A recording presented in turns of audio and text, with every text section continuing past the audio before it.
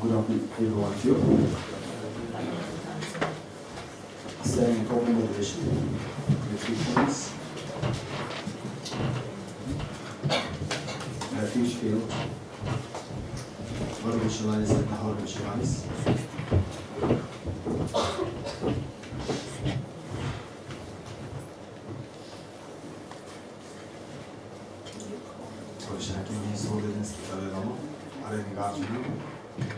Acharya Chandrakirti.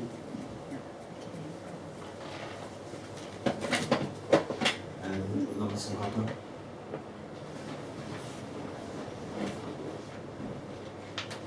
And particularly why elements over here is because the commentary that you can find explaining Acharya Chandrakirti's text and Deconstructing's text.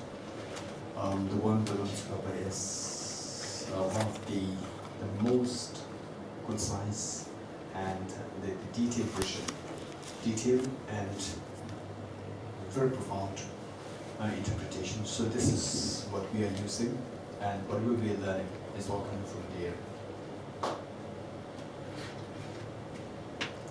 And how to visualize them.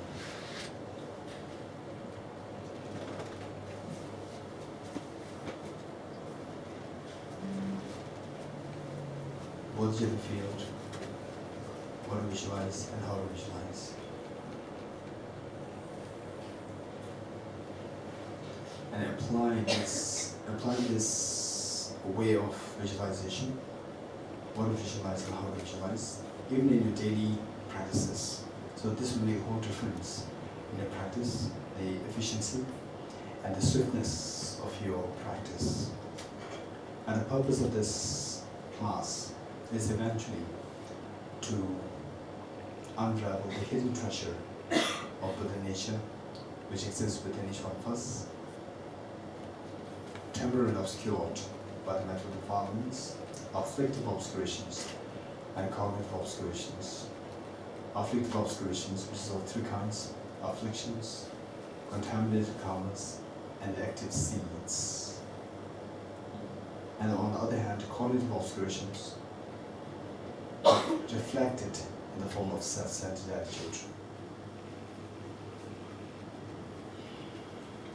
And how to overcome these mental defilements is resorting to the respective remedies. For the afflictive obscurations, which is rooted to the self-grasping ignorance, it is through cultivating the wisdom of emptiness. And for the self-centered attitude, it is the bodhicitta which carries others more than oneself, that these 2 mental defilements are eliminated, and that one's ultimate source of treasure, the source of happiness that it exists within us, becomes fully manifested. Okay, with that in mind, let's turn to page 2. And huge by great compassion, we taught the immaculate Dharma, which is above all worldly views, to view the Buddha Dharma of great homage. And huge by great compassion, you taught the immaculate Dharma, to dispel all perverted views, to view the Buddha Dharma of great homage. And huge by great compassion, you taught the immaculate Dharma, to dispel all perverted views, to view the Buddha Dharma of great homage. In dependent origination, there is no ceasing, no rising, no foundation, no permanence, no coming, no going, no separateness, and no sameness. I respect to the consummate Buddha, the supreme of all teachers, the top of peace, which is free of vibrations. I prostrate to the mothers of the Buddhas, the hearers and bodhisattvas, who to the knowledge of all these hearers seeking concentration of true peace, who to the knowledge of past causes of the Samagritas to achieve the aims of the world, and to the flesh of all machines of self-curious that form the varieties and all aspects. One who is transformed into the reliable guide, motivated by altruism and beneficent things, a teacher is love and protector to you on your frustrations. The one who has eliminated the love of conceptualizations and is endowed with the divine qualities of the vast and profound. We eternally shine forth forever in the Buddha life, to the without any frustrations. Listen. All phenomena arise in causes. The causes are taught by the Buddha. Cessation of processes established on the body sphere.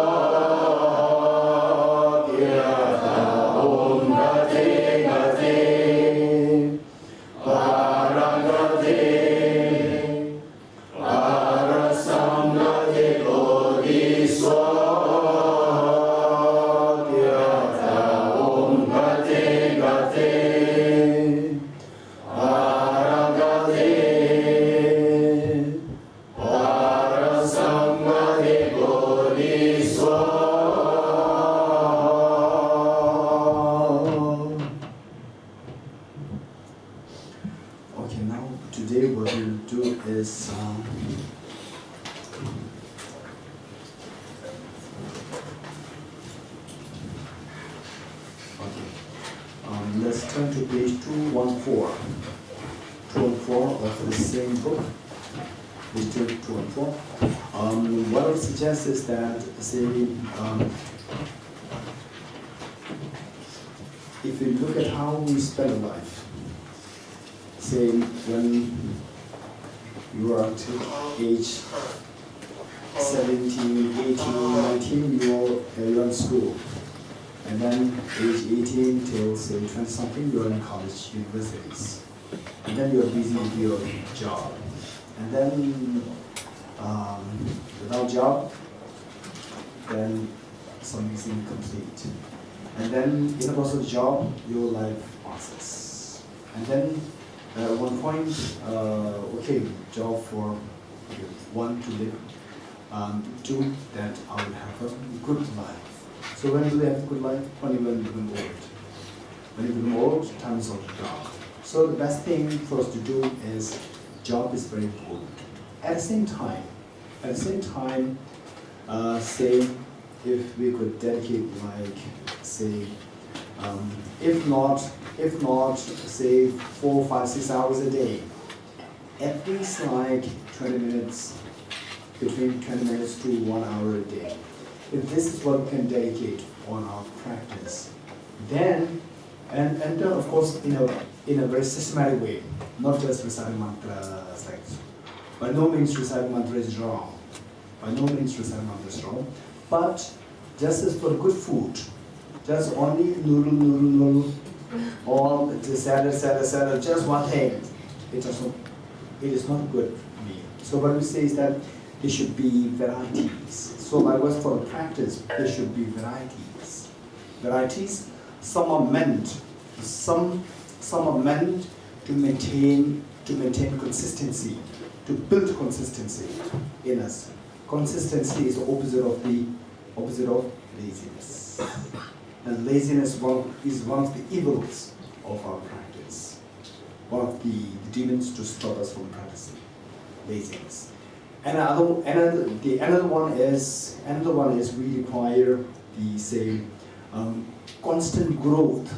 Constant growth should be there. Constant growth. So if it's just always there's no growth. Right? There's no growth. So growth should happen, which means that if not day by day, week by week, month by month, year by year, you should feel that you become a happier and happier and happier person. You become more and more matured, you become more and more confident, you become more and more, say, sensible person. So growth should be here. So the growth is given rise to by, say, the rigor. So enthusiasm is of two kinds. One is the enthusiasm of consistency. Yeah. One enthusiasm is the enthusiasm of the consistency, and the other one is the enthusiasm of rigor. There are two enthusiasms. Okay. So for this, the rigor is required. And one element within you should be that the intellectual growth should be always there. Intellectual growth. So that intellectual growth should serve as a basis for you to have deeper reflections. With the deeper reflections, deeper meditation should happen. So there must be some space for you to always grow intellectually, and not dry intellectual. Intellectual, which should be the basis for your reflection and deeper meditation. Okay, so for that matters, page 214 down. And this is compilation. This is compilation on the benefits of emptiness and many parts on the emptiness itself, and many parts on the experience of what are the experiences like if one gains experience of emptiness, what kind of experience do you get, what kind of benefit do you get, and so forth. All this is a very rich compilation related to the wisdom and emptiness. So what I would suggest is that this book, is it possible they can take one book themselves? Is there a copy? Okay, so if possible, this book, you keep a copy yourself. And what I would suggest is that this compilation, if you could recite it once in a week, there are about like 4 or 5 pages, you recite it. And then and then on top of that, every day, if you could read like 1 page from this book. Keep reading 1 page from this book as a part of enriching your intellectual inquiry, intellectual strength, right? So, in fact, this book is not that there was there's one, the book, since you know, it was the effort. It was the effort of compilation over, I think, about like more than like 10 years, more than 12, 13 years, no, 14, 15 years. Yeah, no, more than 12, 13 years. 12, 13 years of compilation of His Holiness the Dalai Lama's teachings in many places. So those texts which His Holiness selected to teach in various places related to emptiness, they were all compiled together. So this is the result of this book, right? So therefore this book is very precious. And so far, this book was not yet published fully. This is still in the draft form. And from elsewhere you could see that it's still in the draft form. It's soon going to be published, but then what I'm saying is that this is pretty in a very good shape. So you can use this, you can keep it, and every day see if you can read 1 page a day. 1 page a day. You may not read, say, 20, 30 pages. What I would suggest is don't be overly zealous. Don't be overly zealous. Start small. By starting small, you can carry it forward. And then slowly you will see that you are slowly finding the ground. Once you see the ground, then you can grow from there, right? Otherwise, just initially there's so much curiosity, and because of this curiosity, you just try to do so much at a time, and then suddenly you feel tired, and then you just give up altogether, right? So always start small, and more initially, consistency is more important than rigor. Initially, consistency is more important than rigor. Once the consistency is built, then you have to emphasize on the rigor. Okay, so with this,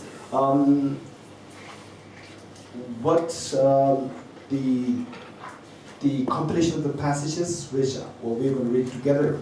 So here, I say one, which the first passage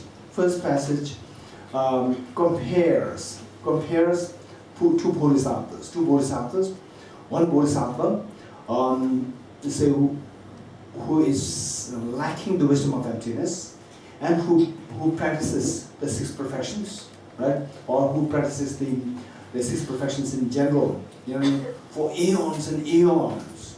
One bodhisattva. Another bodhisattva who is a fresh bodhisattva, who is just a newly joined bodhisattva.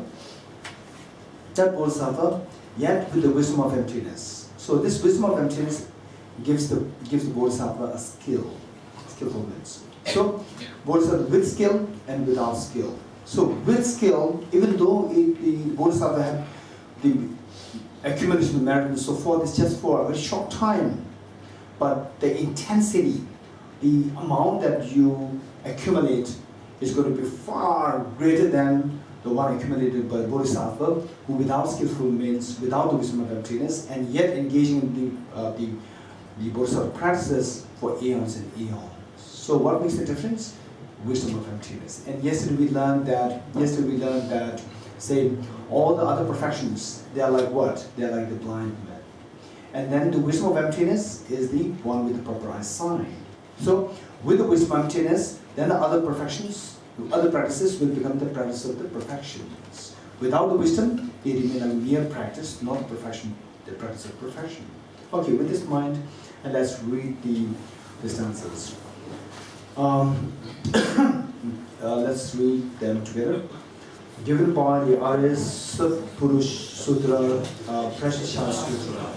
Majority, whoever listens even without to this teaching on emptiness, generates much greater merit than a bodhisattva who, like the skill in image, practices the 6 perfections for 100,000 years. It being so, what he is there to say anything about a person who listens to this teaching without doubt.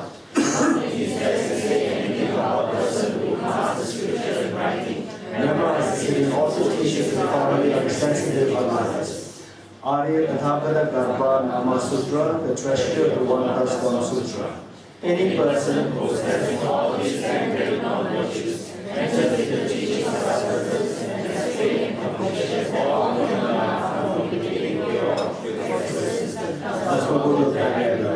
Section on Subduing Devil Sutra. If any bhikshu realizes that all phenomena are absolutely pacified or inherent existence, and the beginning of development is devoid of self-nature, it will remove the guilt of heavenly developments and make unstable the developments, thus leaving even the immeasurable negative assumption that alone the secondary laws that are associated with ethics and issues. Aridevas Chatur Sataka Shastra Nama Karika, 400 verses. Those with less merit will not even have a doubt in this dharma of ultimate reality. Should a doubt ever arise in someone, Acharya Chandrakirti's Madhyamikavatara, entry into the middle way. Even as an ordinary being, when hearing about emptiness, one experiences little utter joy in and again, tears flow from such pure joy moisten one's eyes, and one's hair stands on end, one has seen the wisdom of full awakening. Upadi Pari Prachana Mahayana Sutra, Upadi requested Sutra. The various delightful flowers blossom and sparkling supreme golden embossed stand so eagerly. For none of these is there a creator, they are possible by the power of thought. It is through the perception of which that the world is executed. Bhikkhuni Vajira's utterance in a fundamental Hegel Sutra. The mind is the one which gives the true self. We are wrong view. These composition activities are natural. There is no being in them.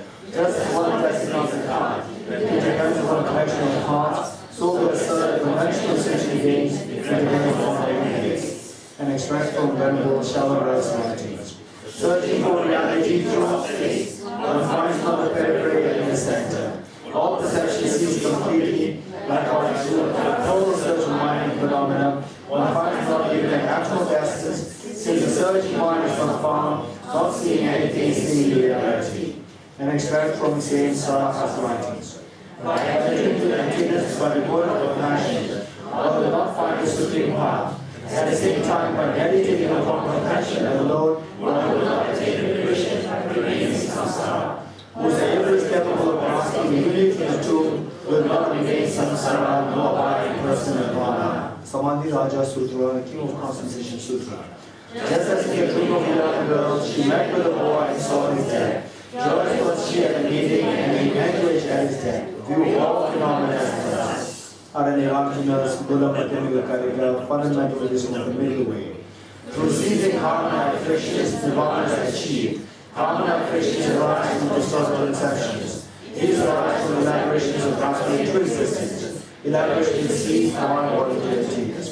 Neither aggregate is no different from aggregates. Aggregates don't depend on him, nor is he dependent on them. The Tathagata does not possess aggregates, what is the Tathagata? That which dependently originates is positive to them to independent existence. That which dependently designated, this is the middle way. Since there is no phenomenon that is not dependently originated, therefore there is no phenomenon that is not empty. Aranyavarjuna's Ratnamala, precious garment. If the person is not earth, not water, not fire, not wind, not space, but also consciousness and not all of them, where is the person out of those? Just as a person is not truly existent because of being an aggregation of the six constituents, so each constituent also is not truly existent as the aggregations of their own constituents. Aranyavarjuna's Bodhicitta Vivarana, commentary on Bodhicitta. Those who understand this emptiness of all phenomena, they also conform to the law of karma and its results. There is more amazing than amazing, there is more wondrous than wondrous. Aridevas Chatur Sataka Shastra Nama Karika, 400 verses. When dependent arising seen, ignorance does not occur. Thus do all efforts try to find this subject. Guided view, the four mindfulness, his holiness Gyasam Gyaso, the seventh dilemma. Okay, let me explain this. So here, this is the experience being shared by the seventh dilemma here. Is that saying, after gaining experience, after gaining a deep experience of emptiness, then in a meditative state, you are into the emptiness that nothing is really there from the object side. So from the object side, everything is just illusion mind. And then you are just deep into this experience, and then day by day, you go into this experience. And then slowly it becomes very stable. And then when you come out of this experience, when you look at any phenomena, they all appear to be like hazy, dualistic illusion, like a magical magicians, the what do you call it, magical show. Everything appears like a magical show. So then, the seven elements warning us, advising us that with this awareness, always maintain the conviction that not to trust all these perceptions. They're all just deception. They're all just your own perception, very deceptive perception. And so just be aware of how, from the object side, things are all just empty. They're all instead coming from your own mind. From the object side, they're all just empty. See to the union of the objective emptiness and the subjective illusory existence. The union of the two. Which union? Union should have two things. From the object side, empty. From the subject side, illusory-like existence. Right? Illusion-like existence. And from the object side is empty. Empty and appearance. Appearance from the subject side. From the object side, empty. This union must be maintained within your mind, within your awareness. So with this, what happens is that all the negative emotions will be subdued, fear and so forth will be subdued, and all the positive emotions will be nurtured. Okay, let's read this. At the crossroads of the six pleasures of consciousness, there are diverse perceptions. I've seen the hazy, dualistic phenomena which are placeless. There is a magical show that is by nature deceptive. Don't believe it to be true, but view it as having a nature of emptiness. Don't let your mind go astray, but place it in the nature of appearance emptiness. Do not lose mindfulness only in the nature of appearance emptiness. Okay. An extract from prayer for proliferating the Dharma of the Land of Snows by His Holiness the 14th Dalai Lama. Venerable Mapa Lotsawa, Shele Dorji, and so on. The host of the precious Kagyu, the soul of the blessed. The chain of the onyx of masters of this outstanding tradition. To you, O I pray, may the Buddha Dharma of the Land of Snows blaze forevermore. All phenomena encompassing samsara and nirvana are but the radiance of spontaneous awareness. Awareness itself, devoid of elaborations, is realized in the nature of Dharmakaya, pervading all existence and appearance of samsara and nirvana, is a great Dharma Buddha. May the Buddha Dharma of the Land of Snows blaze forevermore. Dharma Dhatu Stava in the praise of Dharma Dhatu, verse 26. Impermanent, suffering, empty, each will be purified by mind. The Dharma that is unsurpassed and purifying the mind is the light of intrinsic nature. The concluding prayer in Lama's commentary on our Arjuna's fundamental wisdom of the middle way. Throughout my future lifetimes, may I always be guided by Adam judicially and be able to uphold Dharma in general and the teachings of the dependent origination in particular, even in the cosmos lifetime. Okay, now this one, translation section of Shri Heruga Sadhana. So this one is so precious, acutely precious. And same, the Shri Heruga, this is the sacred name of a Buddha. Sacred name of one of the Tantric Buddhas. In fact, Buddha Shakyamuni himself, he, depending on the audience, then Buddha Shakyamuni, he himself arose in the form of this Buddha, Shri Heruga. And sometimes, say, for King Indrabodhi, who made the request to Buddha Shakyamuni to give a teaching whereby he can achieve enlightenment within a single lifetime. Then Buddha Shakyamuni instantly arose himself in the form of Shri Guya Samaja, another deity. So, Shri Heruga is likewise another deity, which the Buddha Shakyamuni manifested himself at one point. So this Shri Heruga, just see, even the name of the Buddha, the sacred name of the Buddha has been so compassionate, so loving, so compassionate towards the sentient beings. Then how he chose the name of himself, Shri Heruga. Just say the name, say this sacred name, and if possible, with the meanings well reflected, knowing the meaning, and then reflect on the meaning, you see that it simply just is so rich in activating the seed of the wisdom within us. Shri, it has four parts. Shri Heruga, right? Shri Heruga. Now, He again has a meaning on emptiness. Ru, meaning on emptiness. Ka, meaning on emptiness. And then Shri, the blend of everything. So say, yesterday we were talking about the selflessness of person, selflessness of phenomena. You're getting it? This is what we discussed yesterday. Say for example, so when we react, when I interact with the phenomena other than myself, then all emotions arise. Fear, happiness, miseries, all arise out of that. So, and we see that all the negative experiences, they are the result of the misperception of the phenomenon and the misperception of the person, right? So to eliminate the misperception of the person, you have to realize the selflessness of person. Okay, tell me. To eliminate the misperception of the person, you have to realize the selflessness of person.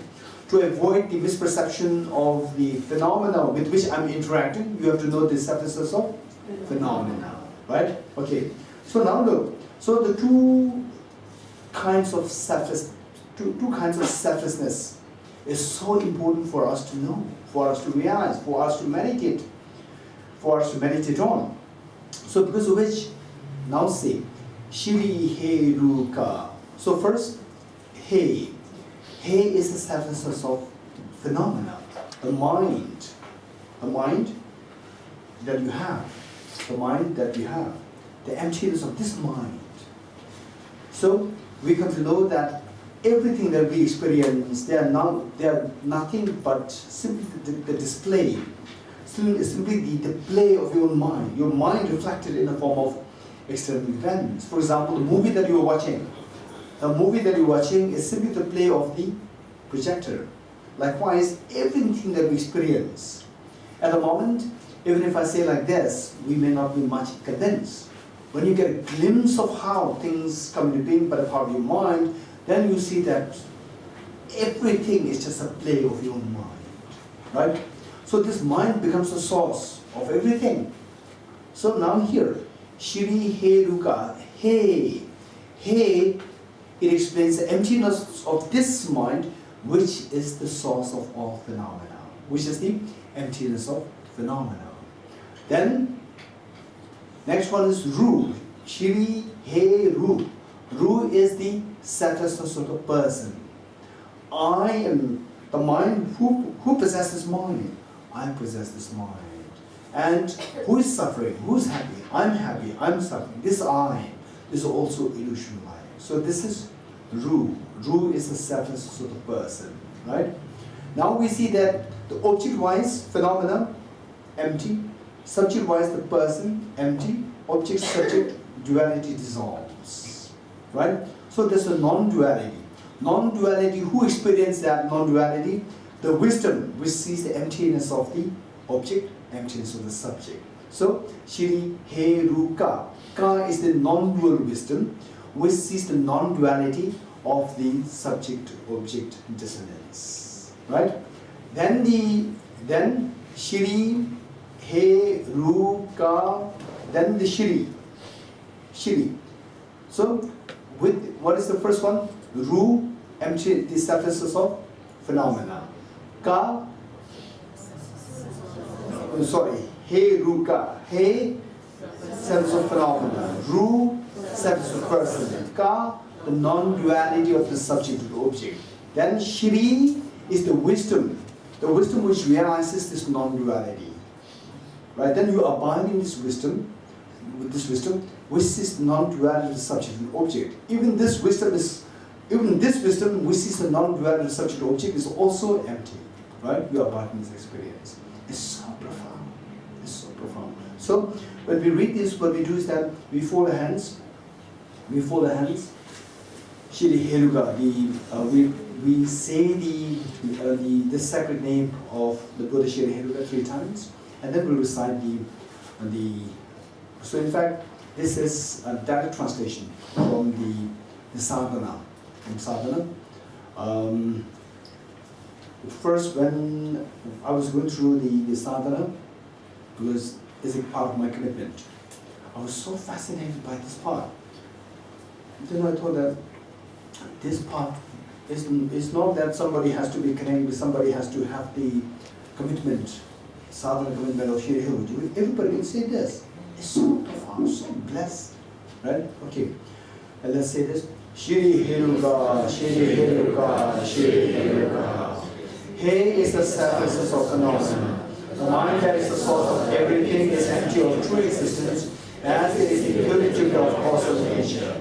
Ru is the selflessness of person, the emptiness of the self, that is navigated by rapid conceptual thought that grasps the self of person. Ka is the ultimate reality, the absence of the distance and duality of subject and object. Rishi is non-dual, solid wisdom that abides in congruence with the emptiness of the object. This is the meaning of Eva.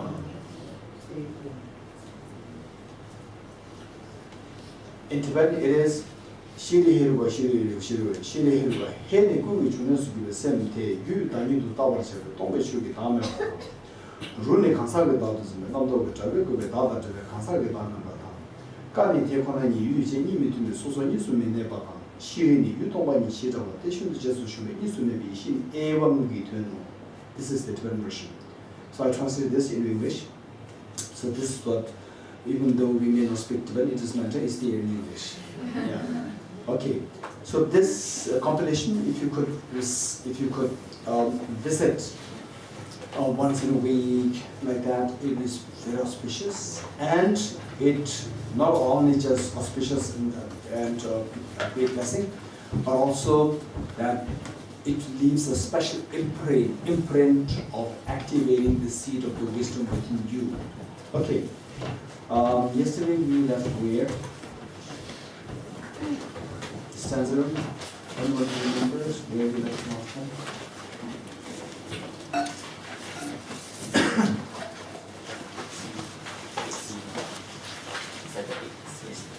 Stanza 8. Okay. 8 CD. Okay. Page 7.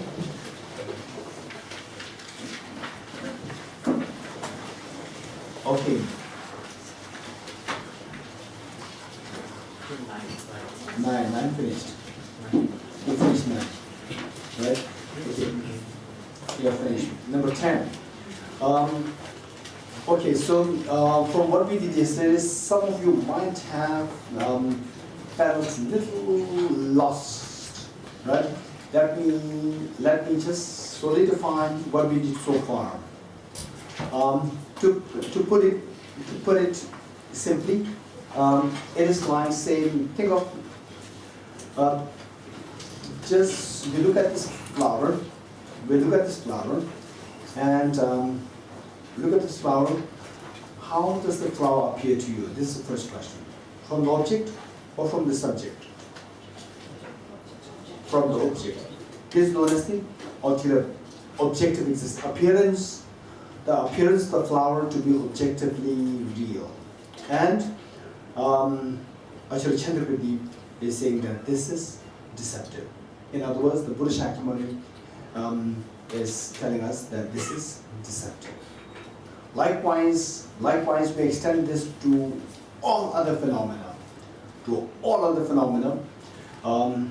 Our mind is deceptive from the point of view of seeing things as objectively real, whatever object that we encounter with. And the seed producing a shoot, there's no exception. Seed producing a shoot, or in other words, the production, the phenomenon of production, the process of production, that is also no exception. That also appears as objectively real, right? So the reasons, or the reasonings being employed here is to reject the objective existence of the phenomenon of production. Now it is our job to apply the same to all other phenomena which appear to exist objectively. Okay, now imagine that if you have a house with 4 rooms, and if somebody says that, hey, a thief is hiding in your room, hiding in your house, then you will say, no, it's not true. And the person insisted that he's hiding in your room, in your house. Then how many rooms you have? You have only 4 rooms. And you know each of these rooms so well. So now, how can you convince me that the thief is not in your house? As you show me the first room, it's empty. You show me the second room, it's empty. Third room, empty. Fourth room, empty. Right? So then you will tell me, now, where's the thief? I've shown you all the 4 rooms. Right? Likewise, if the flower does exist, if the arising of the flower, blossoming of the flower, production of the flower, if it does exist objectively, there are 4 possible modes. Just as if the thief is in your house, there are only 4 rooms where the thief should be hiding. Likewise, if the flower does exist objectively, there are only 4 modes of objective existence. One is that it should be produced from itself, or it should be produced from another, or it should be produced from both self and other, or it should be causelessly produced. 4 modes, right? And if you're able to if you are successful in rejecting each of these 4, then the question is asked to me once more: where is the objectively existent production then? Then you will say it's not here. Okay. So particularly what I would say is that, in fact, if I were to teach you about emptiness without referring to this book at all, I may as well do that. At the same time, why this book is so special is that finally the wisdom of emptiness is not in the form of just someone's blessings. It is where your mind should become very sharp and active, right? And because the emptiness itself is a very refined topic. Because it is a very refined topic, it is not like 2 + 2 is 4, right? It is what your mind has to be so sharp and should be able to get the emptiness right there without no less, no more, right? And I remember my teacher giving the analogy. This is a very helpful tip which my teacher gave me. When I was just a beginner, I was so inquisitive about emptiness, And then, say one time, I was a beginner, and the emptiness topic is being taught only after, say, 9 or 10 years of the rigorous studies in debate, psychology, philosophy, and so forth. And yet I was so inquisitive about it since the day of entry into the monastery. And then I went to ask something to one of my senior students. No, what? Yes, senior. And he said, right, okay, I was just a very junior, and emptiness studied 9th, 10th year. And the senior student, he told me, he was so surprised that this new beginner is tackling emptiness. Then he told me, Dorji, this is too early for you. It just shattered my, the aspiration. It just shattered my aspiration. So, whereas my teacher is just opposite, right? When asked, and in our institute, no other monks dared to go to see our teacher, right? And I don't know what gave me the courage to just enter into office and ask all these questions, right? And he was so kindly giving me the answers. So once he said, Dorji, to get to emptiness, it is not just from one side. Emptiness, don't forget, it is just a line.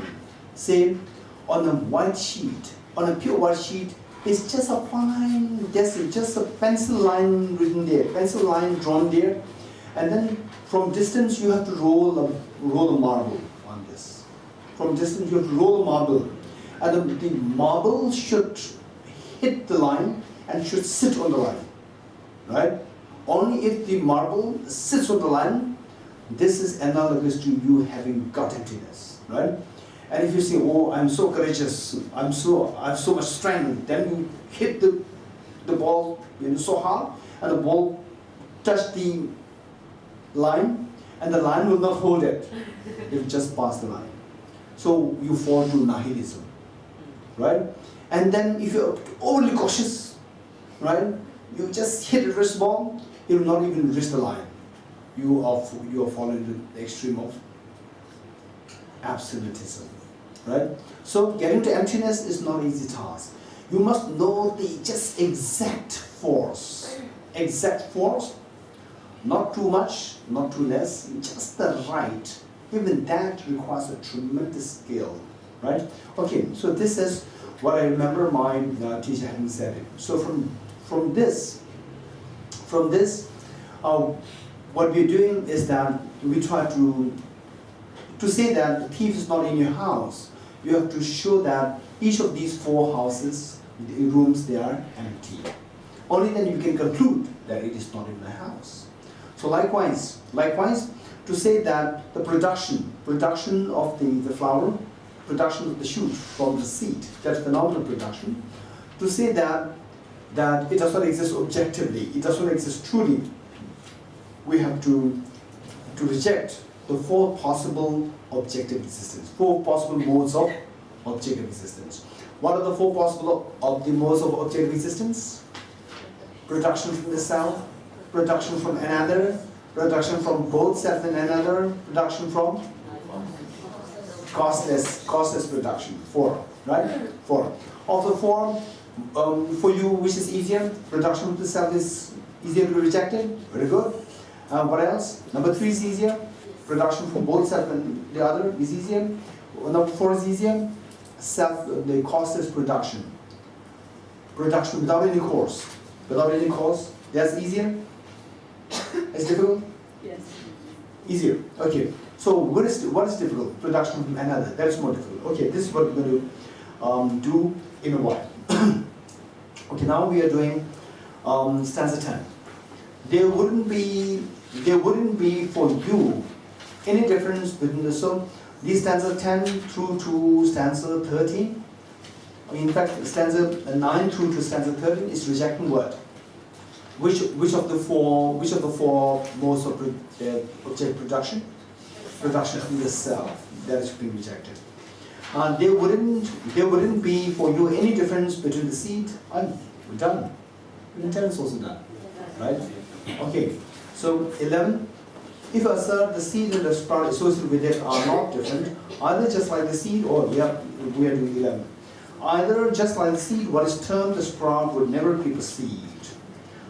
Okay, let's say the seed gives rise to the sprout. Seed gives rise to the sprout. Now, at the time, now say the time. So now, just now it is the time of the sprout. At the time of the sprout, what happens to the seed? Seed is gone, right? Okay. Now, if there is cell production, then the sprout and the seed, the cause and the effect should be same, yes, no?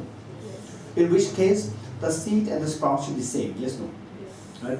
Now, at the time of the sprout, seed is visible or not? In the reality, seed is not visible. Just as the seed is not visible, sprout as well should not be visible. If these two are one, right? Then, just as the sprout is visible, seed should be also visible. So these are the two reasonings. So it says 11. If as you assert, the seed and the sprout associated with it are not different. Either just like the seed, what is termed the sprout would never be perceived. At the time of the sprout, just as seed is not perceived, the sprout is also not perceived, should not be perceived. You got it? Then, or since the two would be identical, just like the sprout is perceived, the seed too would be perceptible at the time of the sprout. At the time of the sprout. You getting it? Okay. So this thesis, the thesis that the cause and effect self-production is unacceptable. Okay. Now 12. Okay, so to note 12, Acharya Chandrakirti's style of the establishing emptiness and rejecting the opponent's view, it is so refined. It is so refined, and it is done in two ways. So this trend, this pattern which we're going to learn here, is what he's going to apply to all the other rejections in the following reasons as well. So how? Say, when he was rejecting this production from the self, he does it in two ways. First, he said that in reality, production from the self is not permissible. So he's giving reasons to say that in reality, it is not true. So this is one way of rejection. Another way of rejection is that now after rejecting that it is not permissible in the reality, even in the conventional world, even the ordinary world, they do not accept production from the self. Ordinary world. For example, let's say intrinsic existence, or say intrinsic inherent existence, or true existence. True existence is accepted by the conventional world or not? True existence is accepted by the conventional world? Yes, right? Because of the samsara is the result of this, right? Seeing things as objectively real, seeing things as truly real. Okay, so although true existence does not exist in the world, in reality, but it is accepted by the conventional world, right? Conventional world. But self-production is not accepted by the conventional world. So Acharya Chandrakirti, he makes the rejection in two ways. In reality, it does not exist, and even the conventional world also does not accept, right? Okay, stanza 12 is how the conventional world does not accept. Because its effect can be seen even when the cause has disappeared. That the two are identical is something not even the world accepts, right? So the world, the farmers, they plant one apple, say apple seed, and then the apple tree grows out of that. When the apple tree grows out of that, then the original apple seed disappears, right? So even the farmers who represent the world pertaining to the agriculture, so they would say that when the effect comes into being, then the cause disappears. This is what they accept. They don't accept that at the time of the effect, the cause is there. They will not accept it. So it says, because its effect can be seen even when the cause has disappeared, that the two are identical. Which two? The cause and effect are identical, is something not even the world accepts. So this postulate of a thing arising from itself is untenable, both from the perspective of reality and from the perspective of the world, right? So he thoroughly rejects it, self-production. Now the second part is rejecting all of us, right? So the second part is what? You're rejecting arising from another. Rejecting arising from another. So we think that arising from another is permissible, right? So now Acharya Chandrakirti is going to reject us. Okay, let's see. 14. If in dependence upon another, an entirely different entity arises, then pitch black darkness should arise from fire. In fact, anything could originate from anything. This is so because even all non-causes are equal in being different from that effect. Okay, so for the time being, what we do is that don't try to think of how to defend yourself. Don't think of that for the time being.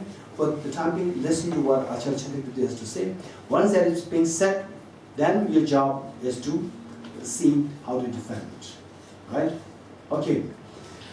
So what is being said here is that if in dependence upon another, an entirely different entity arises, right? Say like you plant a mango seed and apple tree grows out of that. Plant what? Mango seed, and apple tree grows out of that. So apple tree and the mango seed, these two are totally different things. So the apple tree cannot arise from the mango seed. apple tree cannot arise from another mango seed as another cause, right? If in dependence upon another, an entirely different entity arises. So if in dependence upon mango seed, an entirely different entity as apple tree arises, then pitch black. Then if this were the case, then pitch black darkness should arise from the fire, right? With fire, what happens? Darkness comes or darkness disappears? Darkness should disappear. But why the darkness should disappear? Darkness should fine, but why not darkness also arises? Right? Darkness arises. If mango tree can arise out of apple seed, if mango tree can arise out of apple seed, then the darkness can arise out of the fire. You agree with me or not? Provided, I'm not saying that the fire will give rise to darkness. What I'm saying is if mango tree is given rise to by apple seed, then the darkness can arise from the fire. You agree with me or not? Very good. Okay, now you're happy with Acharya Chandrakirti's reason? Still not convinced. Why? This is true in this case, but the apple tree grows from the apple seed, and the apple seed is different from the apple tree. This is your position. I know that. Right? Okay. Hold on to that. Don't worry. Hold on to that. Okay. Then pitch black darkness should arise from fire. In fact, anything could originate from anything. So if this were the case, if mango tree arises from the apple seed, then anything can arise from anything. In fact, anything could originate from anything. This is so because even all non-causes are equal in being different from that effect. So cause, no cause, there's no difference. Okay. I know you're not happy.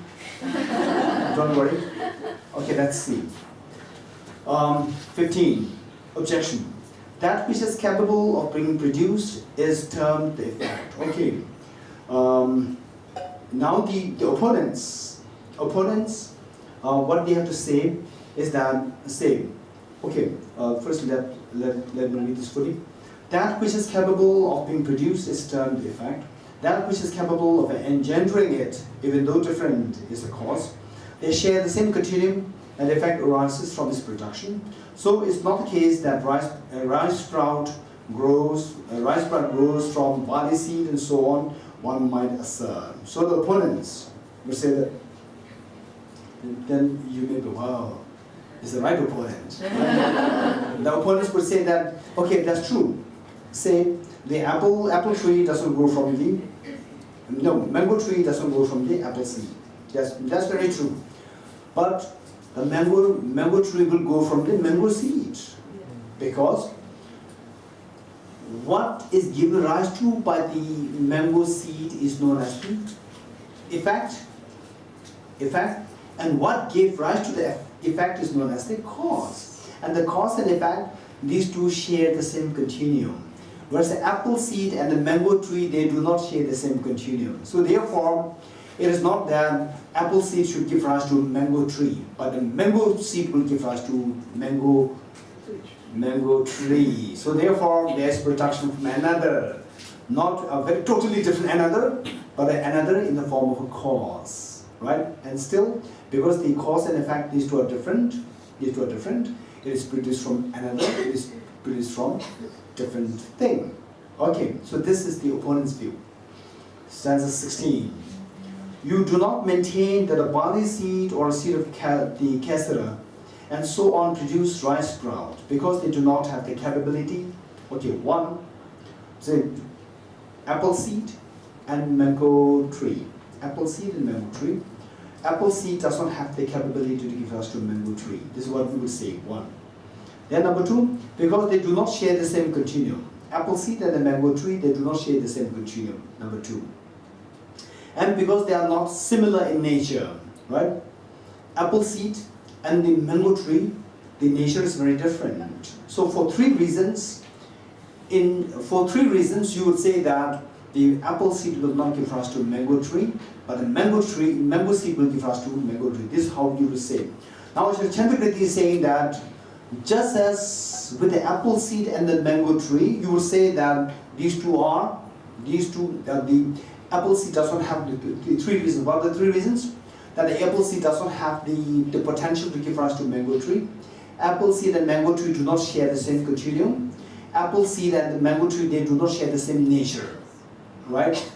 Right? For three reasons, you reject the mango tree growing out of the apple seed. Likewise, Acharya Chandrakirti is arguing that the mango tree should not be, from your point of view, your point of view meaning who? Those who believe in objective production. Those who believe in objective production, right? So, from your point of view, those who believe in objective production, even the mango tree should not be arising from mango seed. Acharya Chandrakirti is not saying, that the mango tree does not arise from mango seed. He also accepts that. He also accepts that mango tree arises from mango seed. But he is saying that if you accept objective production, does it exist objectively or subjectively? Huh? Okay, if you say objectively, right? So there are two possibilities. Either it should exist objectively or it should exist subjectively. So Acharya Chandrakirti is saying what? That it exists, production arises. The production exists subjectively or objectively? Subjectively, according to Acharya Chandrakirti. According to opponents, objectively. Now Acharya Chandrakirti is saying that if you accept the production to be objectively real, right? Okay, what does it mean by if the production is objectively real? It should make little sense to you. What does it mean by if the production exists objectively real? Okay, say you have planted a flower and the flower grows, right? And what's the difference between that flower growing and in your dream? Imagine in your dream you plant a tree, you plant a flower, and the flower grows. In the dream there's a production. Waking state there's a production. What is the difference between the two? One is from the mind. It's just the dream production. The dream production is just coming from the subject. It's a subjective production.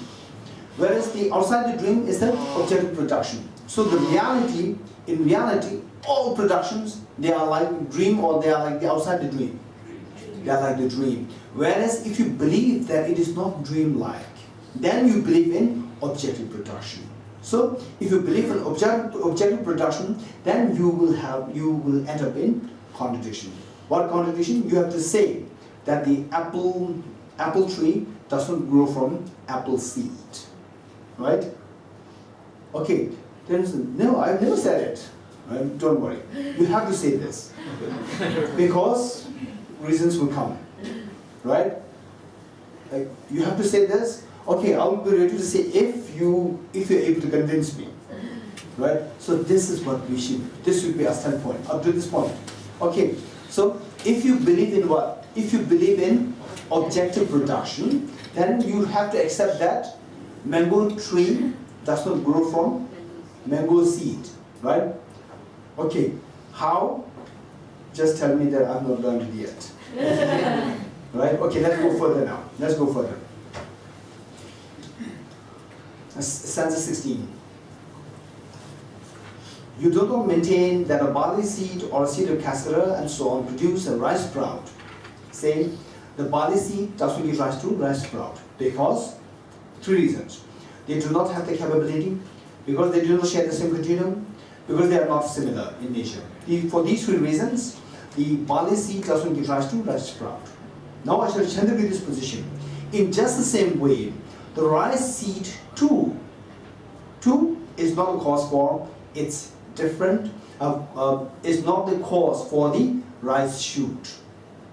Rice seed too is not the cause for rice shoot, provided you accept objective production, right? You're getting it?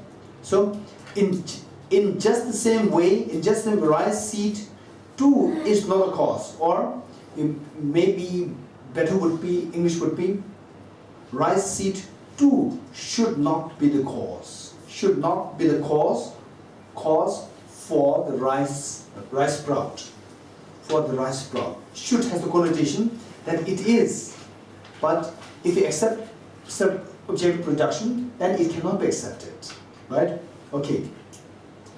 For it is different from the rice sprout. It is different meaning for the rice seed is different from the rice sprout. Okay. Now do you want to go for the real argument? Okay. You're waiting for that, right? Okay. Now let's see. Okay. Rice seed and the rice sprout. Are these two one or different? Okay, louder. The rice seed and the rice sprout. Are these two one or different? Again, the tone is going down. I want to hear so loud, so that later when you change your mind. Okay, the rice seed and the rice sprout, are these one or different? Different. Okay, you said it. Don't change your mind. Right? You said it different. Okay. Now say different connotes more than one. Yes, no. Yes. Louder. Yes. Okay. Why I'm saying louder is next time I want you to see the contrast. When I say, then your voice will become soft, right? Seeing your internal contradiction. Okay, so the rice seed and the rice sprout. These two are one or different? Different. Okay, different connotes. Don't forget it, one. Number two is the different connotes more than one. Yes, no? Yes. Oh, don't forget these two things. These two things which you said. I did not say this. What are the two things we said? One, that the rice seed and the rice sprout, these two are different. One. Number two statement that you made is that different connotes more than one. Right? This is what you said. Okay. Imagine. Okay. Okay, imagine this is okay,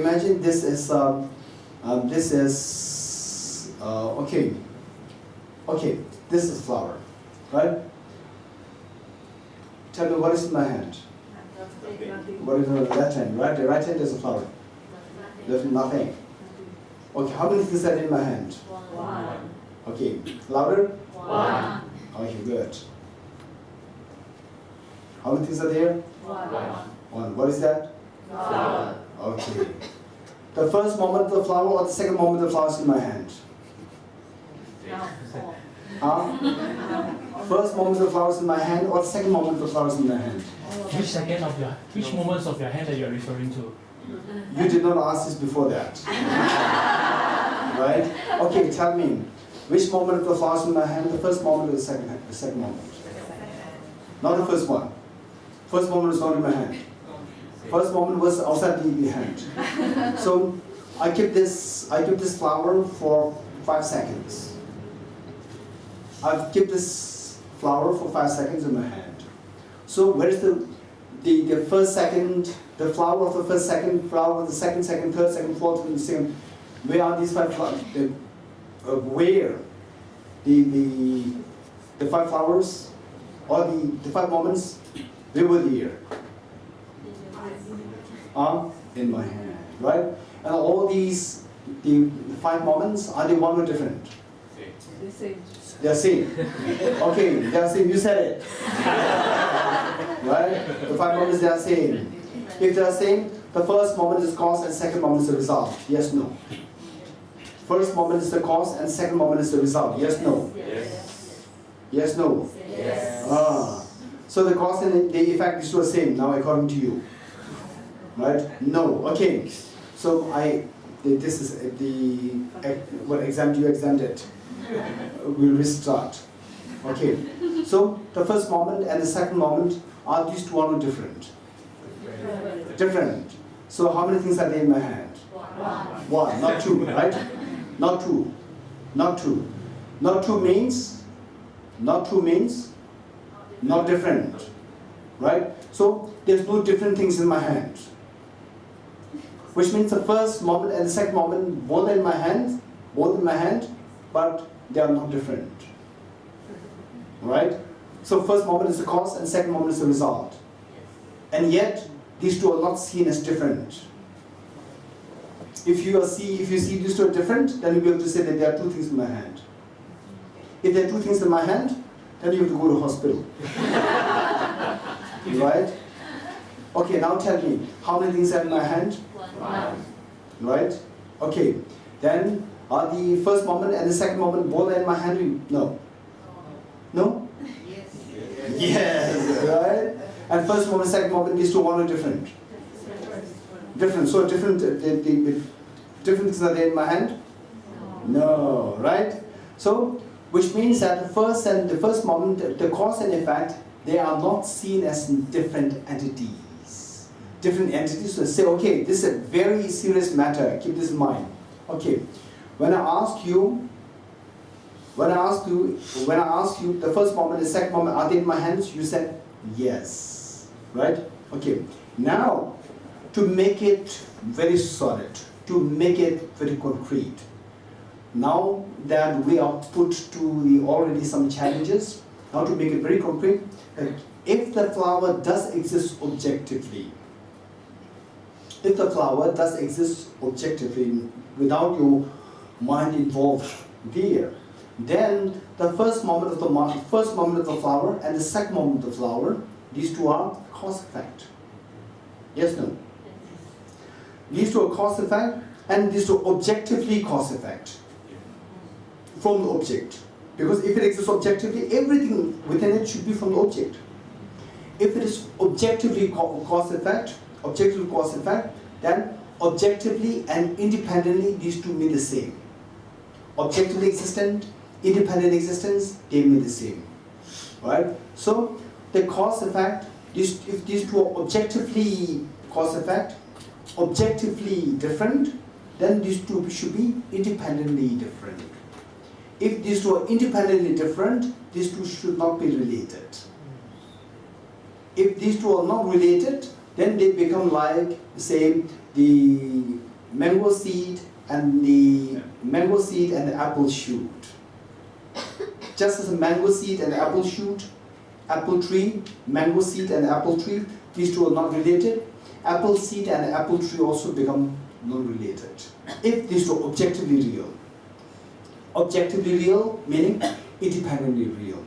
If this is objectively different, then these two should be independently different. If this is independently different, these two should be unrelated. Right? Okay. Okay, let's go further. And then again we will go back to the same point. We'll go back to the same point, and then we will see that that you cannot say no, you cannot say yes. Somehow there is, something, vagueness will seep in you. Vagueness will seep in you. So this vagueness is a clear indication. It's not the vagueness of the reality. It's a vagueness in our belief system. We have been believing in objective existence. Now that's been challenged. Okay, let's read further. 17. The sprout does not exist simultaneously with the seed. Okay. So, okay, now this is another very important point. Yes, I'd like to share this with you. Okay. Say, how many things are there in my hand? Good. Now, how many things are there in my hand? Two. Okay. So, when I do like this, you did not say two. You said only one. Right? One. But in actuality, in my hand, the flower, the first moment of the flower and second moment of the flower, both are there. Both are there. But your answer is one. You getting it? One. Only when I bring something else, like this, then you said there are two things. Right? Why?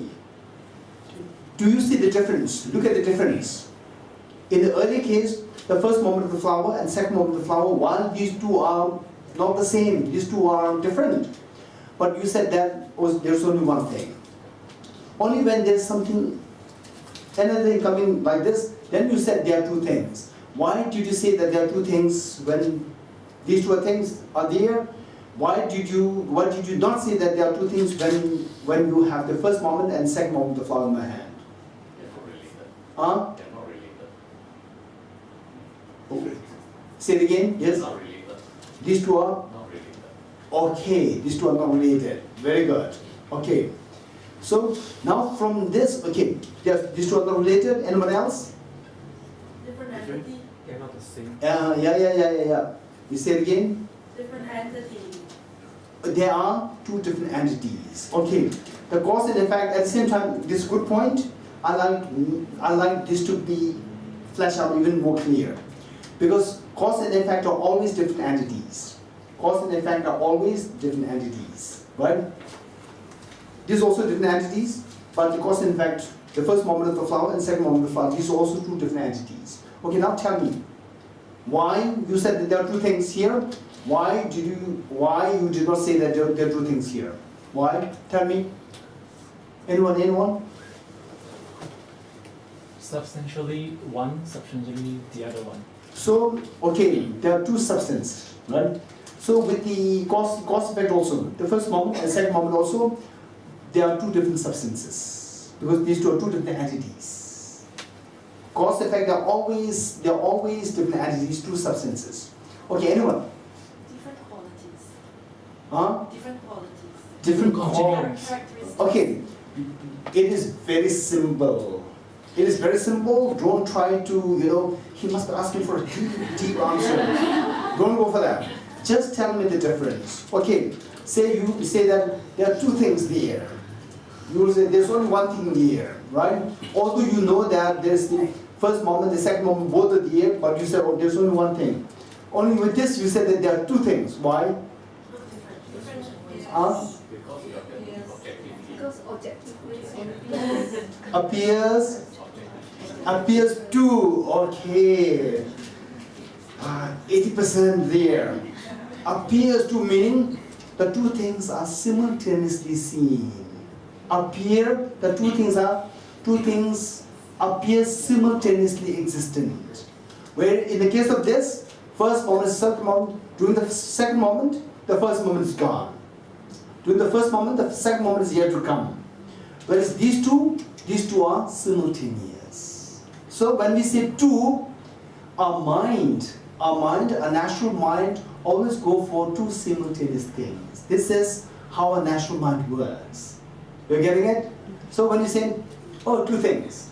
With this, even if I emphasize this, the first moment is there, second moment is true, you say there's what? Right? Okay. So what makes you think that there's two things here? Because the two things are simultaneous, simultaneously existent. Okay, let's read this. 17.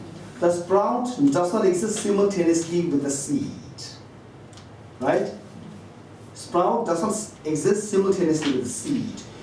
Now, at the time of the sprout, the seed is absent. So therefore, how many things are there? Only one thing is there. Right? At the time of the sprout, the seed is absent. So, at the time of the seed, the sprout is absent. Right?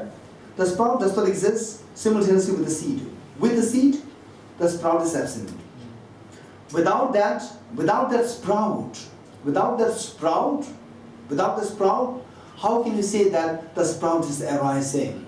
Without the sprout, at the time of the seed, the sprout is absent. The sprout is not there. If the sprout is not there, how can you say that the sprout is arising? Right? Right? If there's no Jibbala, how can you say Jibbala is attending the class? Jibbala is eating food. Without the person A, how can you say that Mr. A is eating food? Right? So without the agent, how can you say that this agent is arising? Okay. Without that different sprout, how can they be the seed that is different? Right?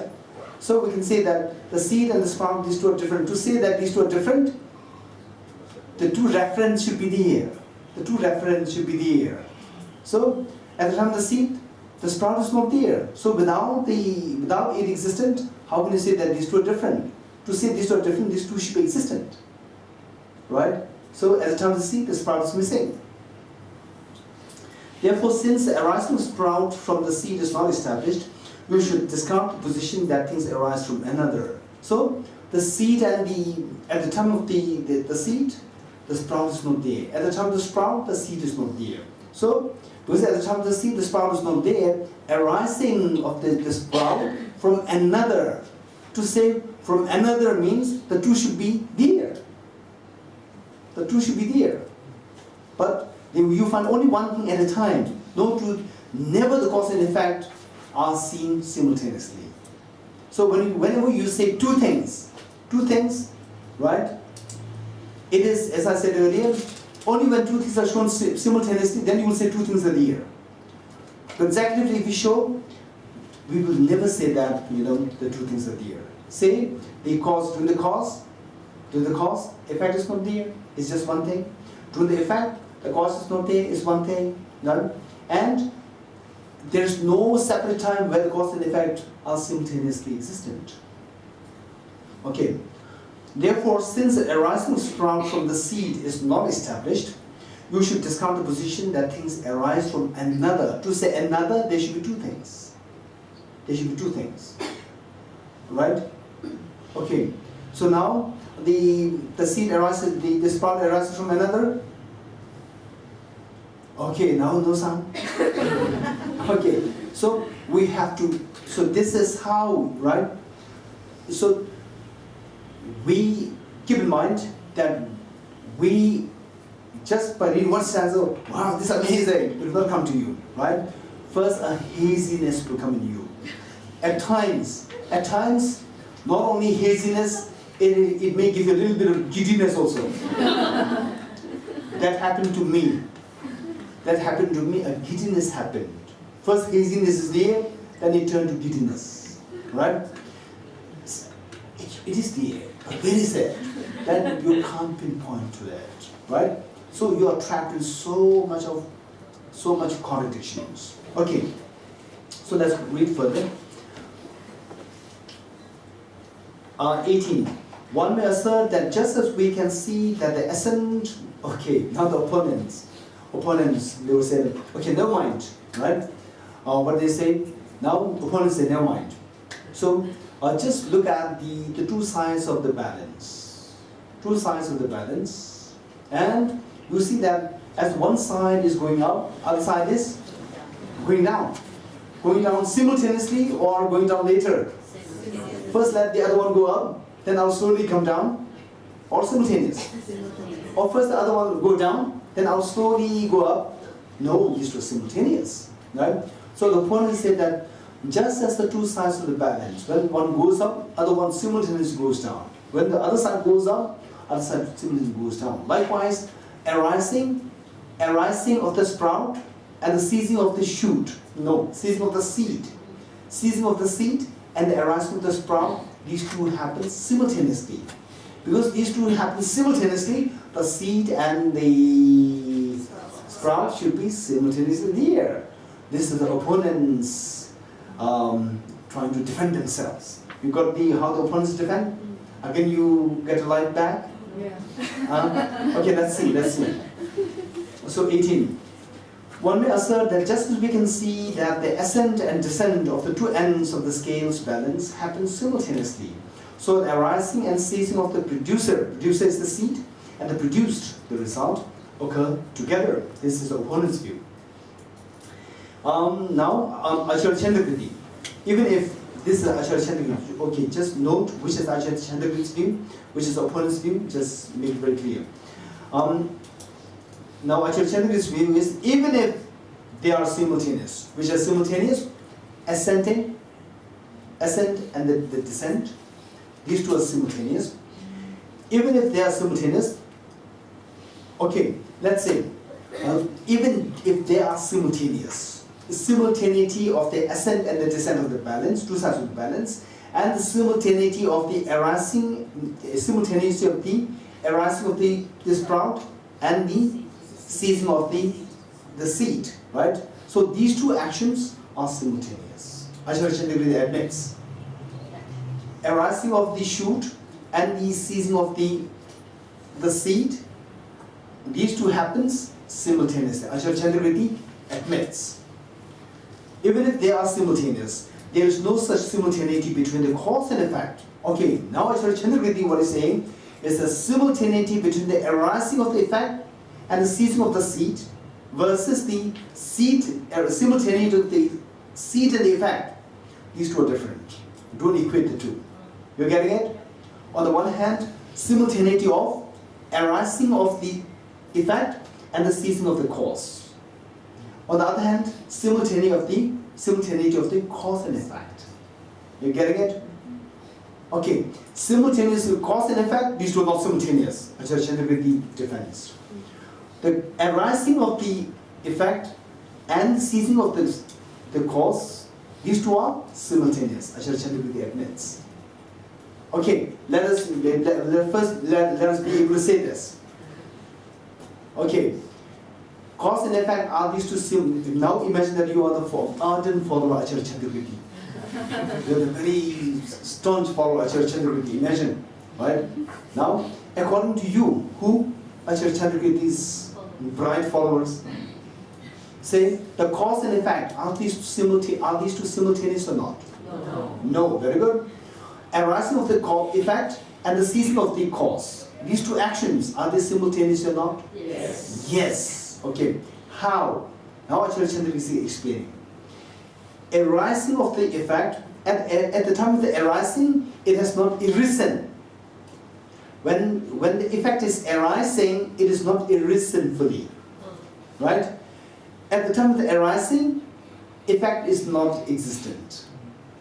At the time of arising, the effect is not arisen. Because the effect is not arisen, effect is not existent at that time.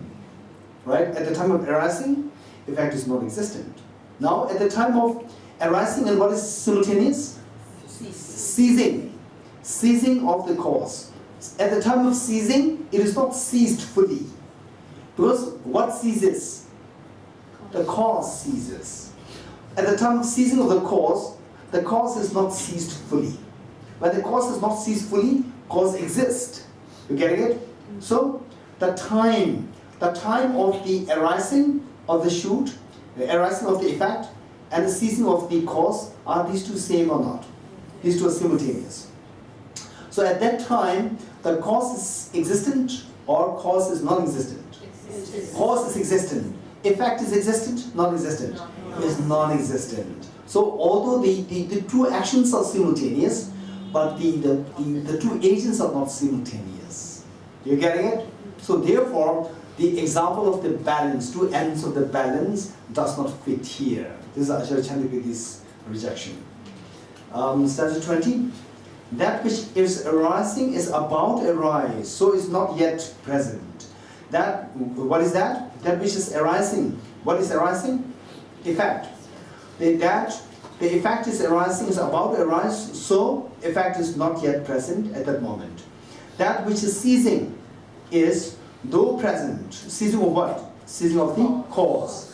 Ceasing cause, the cause is ceasing. At that point, the cause is present, and it is about to disintegrate, so you maintain. Response. In that case, how can this be similar to the example of a scale? Such arising is logically untenable as well without the existence of its agent. So the last line is a separate debate. So Acharya Chandrakirti's rejection is up to the line 3.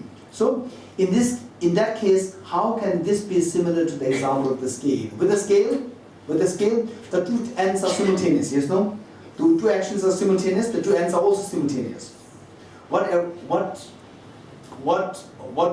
ascends is the end A. What descends is the end B. End B and end A, these two are simultaneous, and the two actions are also simultaneous. But in the case of the shoot arising, the effect arising, and the cause ceasing, actions are simultaneous, but the agents are not simultaneous. So therefore, it is the two are not. The scale example does not fit here completely. Then 18 last, no, 19 last line. Such arising is logically untenable as well without the existence of an agent. Now from this what we've learned is that, say, at the time of arising, the agent is not there. Agent, what arises? Effect arises. So the effect is not there. Without the effect, how can this action take place? Right? How can we say, oh, say Mr. A is climbing Mount Everest, Mr. A is not there. So without Mr. A there, how can the Mr. A climb? Right? So therefore, without the agent, how can the agent perform the action of arising? Such arising is logically untenable as well without the existence of its agent. Agent, what is that? The effect. Okay, 20. 20. If with respect to an I consciousness, okay, this is again a different thing. We'll stop here for half an hour or 50 minutes. Half an hour. 10 to 5:30. Okay, so yes. Okay, half an hour break.